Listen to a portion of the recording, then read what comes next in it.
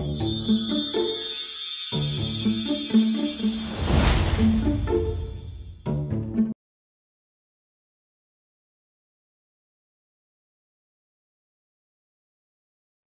भाई बब्बन, बन गई तस्वीर। जरा देखकर बताओ कैसी बनी है। अरे भाई मोहन, मेरी सलाह मानो तो तुम रहने ही दो। एक पेंटर बनना तुम्हारे बस की बात नहीं है। हाँ, तुमने सही कहा। मुझे भी कुछ ऐसा लगता है। खैर, आज शाम की गाड़ी से मैं शहर वापस जा रहा हूँ। कुछ जरूरी काम आ गया है। शहर से वापस आने के बाद तुमसे मिलता हूँ। मोहन अपने घर के दरवाजे पर ताला लगा देता है और वहां से चला जाता है। फिर उसी रात अचानक तेज हवाएं चलने लगती हैं। चारों तरफ डरावना माहौल बन जाता है। तभी मोहन की बनाई हुई पेंटिंग की वो औरत एक खतरनाक चुड़ैल में बदल जाती है और पेंटिंग से बाहर आ जाती है।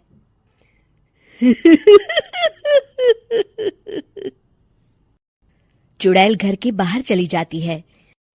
वहीं दूसरी तरफ दो चोर लाला सुखीराम के घर से चोरी करके भाग रहे होते हैं।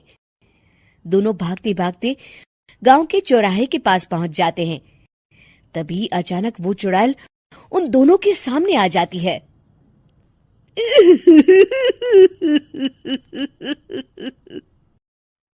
अरे मर गया रे! ये चुड़ैल कहाँ से आ गई? अरे मैंने तो तुझसे पहले ही कहा था कि आज अमावस्या की रात है। आज हमें चोरी नहीं करनी चाहिए। हाँ भाई बिल्ला, तुमने बिल्कुल सही कहा। जरा इसके दांत तो देखो, कितने बड़े हैं। चुड़ैल उन दोनों की तरफ बढ़ती है। अरे चुड़ैल दीदी, तुम चाहो तो ये सारे पैसे और जेवर ले लो, लेकिन हम दोनों को कुछ मत करना।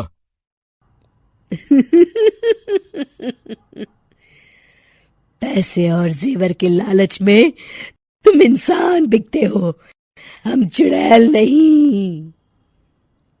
तभी चुड़ैल उन दोनों चोरों को पुतले बना देती है।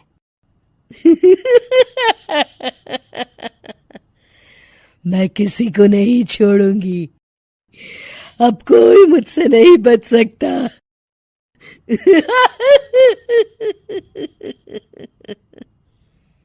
चुड़ैल अपने अगले शिकार की खोज में वहां से चली जाती है। गांव की दूसरी ओर जाने पर चुड़ैल को हरिया, बिरजू और बब्बन दिखाई देते हैं। आज संडे है। आज कपिल शर्मा शो देखने का दिन है। जोर से बोलो। आज संडे है। मैंने नहीं सुना। आज संडे है। आज कपिल शर्मा देखने का दिन है। हाँ, ये हुई ना बात। अरे ये कपिल शर्मा कौन है जो ये लोग उसे देखने के लिए इतने उतावले हुए जा रहे हैं? खैर, मुझे क्या, मैं अभी इन दोनों को मजा चखाती हूँ। चुड़ैल तेजी से उड़कर उन तीनों के सामने आकर खड़ी हो जाती है।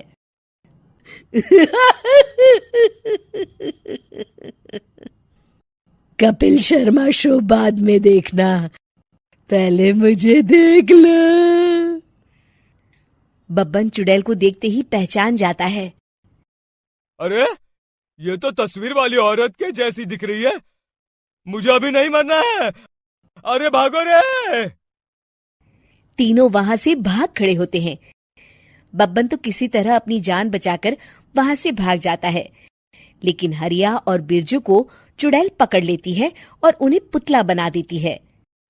फिर चुड़ैल बब्बन को पकड़ने के लिए उसका पीछा करती है, लेकिन बब्बन उसे कहीं नहीं दिखाई देता। अरे वो मोटा तो बड़ा तेज भागता है, शायद उस तरफ गया होगा। बब्बन एक दीवार के पीछे छुपकर बैठ जाता है और चुड़ैल उसके सामने से आगे निकल जाती है।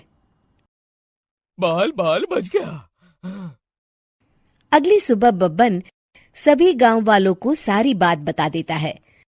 फिर उस चुड़ैल के डर से रोज शाम होते ही पूरे गांव में सन्नाटा छा जाता था और कोई भी अपने घर के बाहर नहीं निकलता था। अरे ये क्या हो गया? इतनी देर से घूम रही हूं, अभी तक एक भी आदमी नहीं मिला। अरे कहाँ मर गए सबके सब? चुड़ैल वहां से चली जाती है। इस तरह कुछ दिन बीत जाते हैं।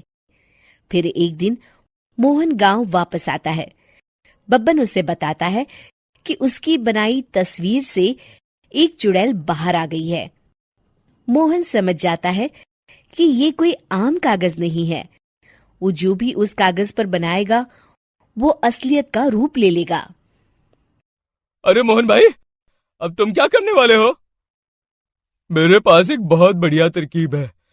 मैं इस कागज पर उस चुड़ैल की एक ऐसी तस्वीर बनाऊंगा जिसमें वो तपती धूप के नीचे खड़ी दिखाई देगी, और फिर जैसे ही सवेरा होगा वो चुड़ैल इस कागज से निकलकर बाहर चली जाएगी और सूरज की तेज धूप में जलकर राख हो जाएंगी।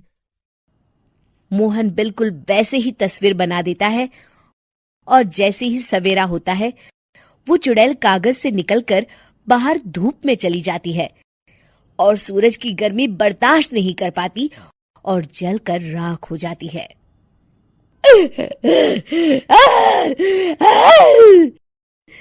ये मुझे क्या हो रहा है? मैं सूरज की रोशनी बर्दाश्त नहीं कर सकती। मेरा पूरा शरीर जल रहा है। और इस तरह चुड़ैल के जलते ही पुतले बने सभी लोग पहले की तरह इंसान बन जाते हैं।